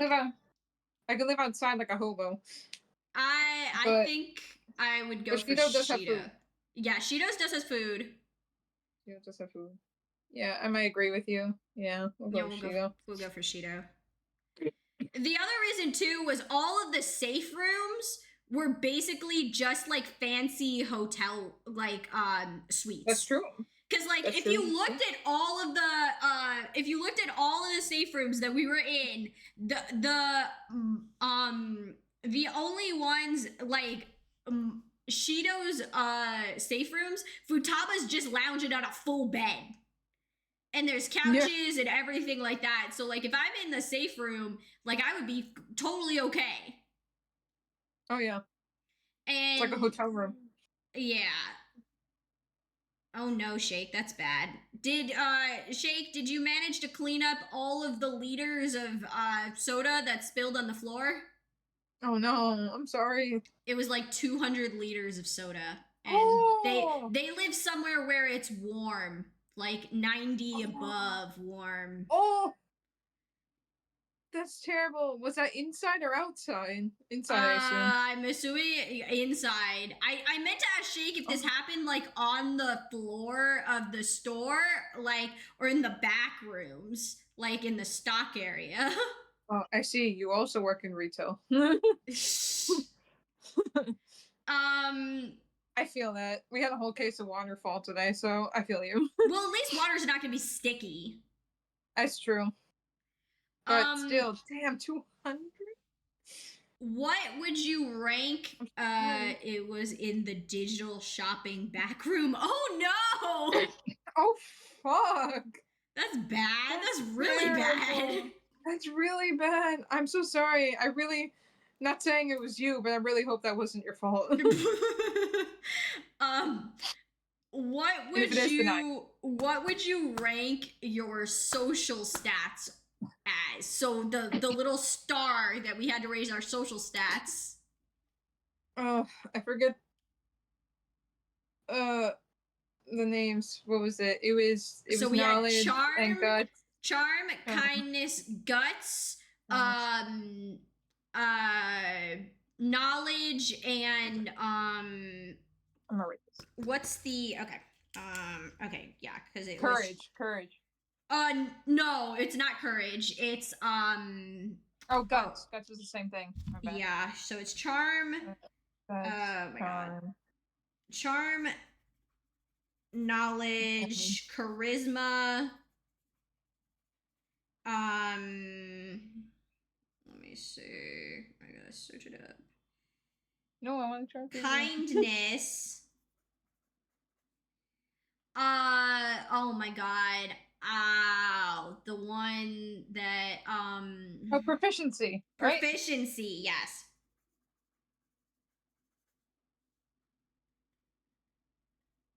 I think I spelled proficiency wrong, but that's okay. And this is like a 1 out of 5 for each one. Yeah. Give yourself a 1 out of 5 in the social stats.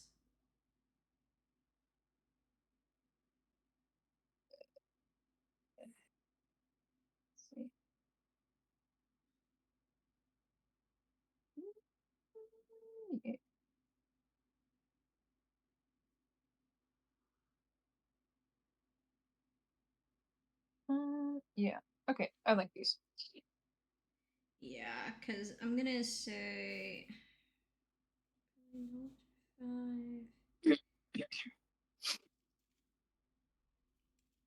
Knowledge, I put 3 out of 5. Like, Wait. I'm knowledgeable on some things, but like I'm not totally smart, honestly. So smack dab that in the middle. Okay, so what did you rank yours as? Okay, so what was your charm at? Smack dab in the middle of 3. Knowledge. Because I feel like I could try my way with some things, but some things it's not good. It's not gonna happen. So. Oh, I forgot about guts. Oh yeah, guys. That's the lowest for me at 2 because I do have courage, but I mostly just it's gonna it's gonna make me sound like a selfish bastard, but I mostly walk away. Okay, so what was your knowledge at? 3, smack dab in the middle, because I knowledgeable in things, but I'm not that smart. What did you have your guts at? 2, I have some courage, but not enough to like do anything. Really. Kindness. 4. I'm pretty kind, but there are some times when I just snap and I'm not so kind. And then proficiency. Oh, what? Total 5. I'm so proficient. Okay. So you and I had the same charm rank, which is 3, which would make us suave. We swap. Hell yeah. I put my knowledge at 5 because Yeah, I I thought figured you knowledge would. would be my highest, which would make me erudite. And then you at 3, you are scholarly. I'll take it. Guts, I said 1 because personally I feel guts also would attribute to your physical well-being, not only your bravery. I also feel like guts also has to deal with your like constitution, and I do not have a good constitution, so that would put me at milquetoast. Oh no, yeah, I was just thinking bravery the whole time. I'm still gonna stay at 2 though. And I mean, I am kind of would strong, be bold. Kindness. Kindness. I had mine at 4, and you also had 4, so that makes us selfless. Yeah, sounds good. I had my proficiency at 4 just because of my MS, which would put me at masterful. But you at 5 makes you transcendent. Transcending. The only reason I had my proficiency ranked as high as I did is because I am very much like Caleb, and I just know how to do a little bit of everything. You do, and you make all these sorts of things, and I'm just like, shit, I didn't know you could do that. And then you come up with something else. I'm like, shit, I didn't know you could do that. Oh yeah, like I'm just if like, you that's could so cool. I didn't know you could do that. if you could see how my hair is right now, like I had told Jay earlier when we were on TikTok Live, the amount of extensions and makeup I had to do on my hair today before I went live. It took me 30 minutes tops. I know. Because the patches I mean, that's pretty much how long it takes me. So the patches are killing me right now. Oh, I'm sorry. That eyebrow pencil is helping so much. Oh yeah. Because that is the only way my hairline looks like this right now. Yeah. Do you think you'd want a persona? Or just the ability of being able to go in people's cognition? Like, do you want to be a Phantom Thief and be able to steal people's hearts?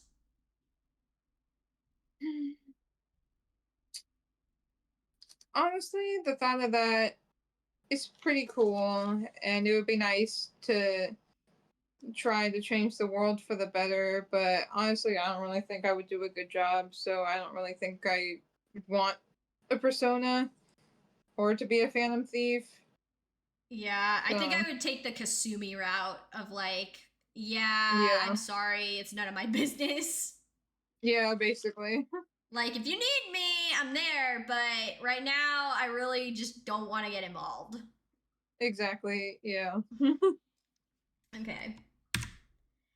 But that was all I really had for us, guys. Yeah. That was the end of the special stream and the special PowerPoint that I had for us. So yeah, thank you guys so much for joining me and Ren for this special stream, guys. Once again, thank you. This is the conclusion of Persona 5 Royal, guys. We finished it. We did it. I just now realized you're wearing your Persona shirt. I was gonna ask you to wear your Persona shirt. The jacket was covering it because I'm cold. No, it's okay. I was like, I keep forgetting that my Persona shirt is at your house. Yeah, so, because I was just like, yeah, I was like, oh yeah, I can wear my catchy shirt. Wait, no, I can't. No, I can't. It's at Ren's house. So I wore my You wear it for 4, even though it won't make sense. I wore my most Persona shirt I had, which is my Cake Chad shirt, because we went to the gym so many times. Oh yeah, we did. We went to the gym so many times. That motherfucker. The reason being is because probably in my spare time, when I'm not playing Persona 4 with you, because I do have an extra day in my week where I can play Persona or other games on my own to stream, I am going to run and speed run a New Game Plus edition of P5 Royal. And one of the things is that all the extra stats that we got for Joker at the gym translate over into new Joker. Oh, so early Kamoshida fight, early Kamoshida fight, I'm gonna have like 400-500 health and so much SP. And I'm gonna run with my level 99 Satanile and just speed run that bitch through. Just sweep that bitch. Oh my god. I'll be sure to tune in for that. Myriad of Truth, all of Kamoshida's shit. Myriad Truth, everyone. Oh no, like, you should see what happens when you take Satanile to the Kamoshida fight. I literally ended the Kamoshida fight in 2 moves. Like, he didn't get to do anything. I didn't have to get rid of the cup. I just killed him and he was dead. The game's just like, wait, what? Mm-hmm. So, I do not know when, but I'm hoping either by the end of this month or in July, we'll be able to start up our Persona 4 Golden run, if that is applicable to you. I can't do it next week, but I can do the week after if you want to start. No, that's totally fine. I figured you couldn't do next week. So that's fine with me. So, guys, stay tuned. If you are liking what me and Ren are doing and you want us to watch me and Ren run through another Persona game, please make sure to hit the bell icon so you know when me and Ren go live, because we will be going through Persona 4 Golden, baby. Where I will get to romance my favorite character, the OG Detective Prince. Hell yeah. And yeah, once again we are gonna be a scumbag, but at least it doesn't allow us to date our little sister character in this game. Oh, thank God. Yeah. No, but you will hate Teddy. Okay. Yeah, I thought I disliked Morgana until Teddy, and yeah, no. I like Morgana. No, Morgana is so much better. Like Teddy, the best way I can describe Teddy is Teddy has the same amount of simpage that Morgana has, but worse. Yes. Think of you think human Morgana bad? Wait until you see human Teddy. Human Teddy is worse. There's a human Teddy. Oh God, that's terrifying. Yeah, it's worse. It's fucking worse. Oh, yeah, and we're in Pride Month. We're in Pride Month, guys. So maybe we'll see twink ass Teddy. Happy Pride, y'all. Happy Pride, guys. Happy Pride. But as always, guys, thank you so much for joining me and Ren. Please, if you're liking what we're doing, follow the channel, subscribe to the YouTube channel, and catch up on our Persona 5 Royal. If you would like, you can follow me on TikTok, where I do go live on TikTok before these. It's Venus Rose 977, all one word. Yeah. But also my Instagram and everything else is linked here in my About Me page. So you can find all of my socials there. Please go follow Ren on Masked Ren Cosplays, where me and Ren do, sometimes we do fun lives. I'm hoping to convince Ren to maybe do another paper cutting live with me, because I honestly had a lot of fun doing the paper cutting live. Because it was really chill. Me too. We can do another one. Yes, please. I know it's not the season for paper cutting, but I just want to cut out cute animals. I don't know if it's the season or not. That was fun. It was a lot of fun. Maybe we can get in and try to do the other ones where we have to fold them in half and then cut them out kind of like snowflakes. Yeah, we should try those next. So we can do that. Which I think would be a lot of fun. So please go follow me or Ren on our TikToks so you can see us do our lives there. We will be doing more craft lives, because craft lives are always fun. Because I'm also hoping that maybe in August we can do a baking live stream where we go and bake food. Or cake. In or out of cosplay, or both? Possibly both. That's fine. I guess if we want to do like, I don't know if we want to like. I was thinking Caleb MC. Yeah, I was gonna say like we could do Caleb and MC, bake cupcakes or something for MC's birthday, because I guess maybe we could make like red velvet cake for my birthday if we want to. Whatever you want. It's your birthday. The trouble is that I am picky. I don't like a lot of decorations and stuff, and I'm the only cake I really like is red velvet cake with cream cheese frosting. I don't like any other frosting. Because buttercream and I take it back. Whipped cream frosting is kind of good, but buttercream frosting is just too much. Like it's too much for me. You ever had a cookie cake with fudge icing? That shit good. Fudge icing is good. I don't like cookies enough for cookie cake though. It's good for other people, but it's just too much cookie for me. That's usually what I get for my birthday is cookie cake with icing on my. So maybe we'll do fun MC birthday ideas if we can figure it out. And we'll do We'll talk more. we'll do we'll do cake decorating. Why not? We'll do cake. We'll plan it like how Inful does their shit, except we're actually gonna make cards and make our cake. Oh, God. Yeah. Because I actually have stuff, I have piping tips and stuff that you guys saw me use during the gingerbread house making. So we can use that to. Oh yeah. We can use that to actually like decorate the cake nice after we frost it. Because I think I actually might have a frosting like spatula somewhere in my arsenal of stuff. So when in doubt, Dollar Tree. when in doubt, we go to Ollie's and find it. But yeah. Okay.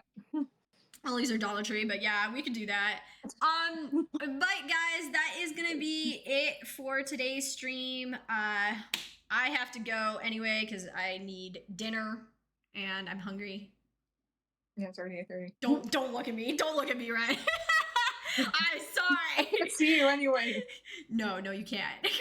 You can't see it until post. But thank you guys so much. Thanks for coming to join me and Ren as always. We appreciate every single one of you. And thank you so much for joining me for this midnight fever dream of an idea I had like 8 months ago where I'm just like, hey, you want to play a JRPG together? Sure. Which turned into a whole series, and I am so happy it did because this is one of the best decisions I made.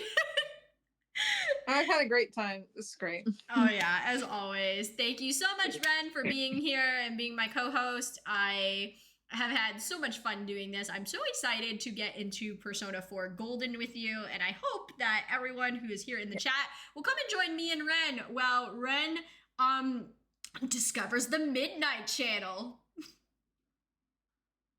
Yeah, I'm and nervous. Understands why we hate the rain. Oh, geez. All right. But that's going to be it, guys. Bye. Thank you. Bye.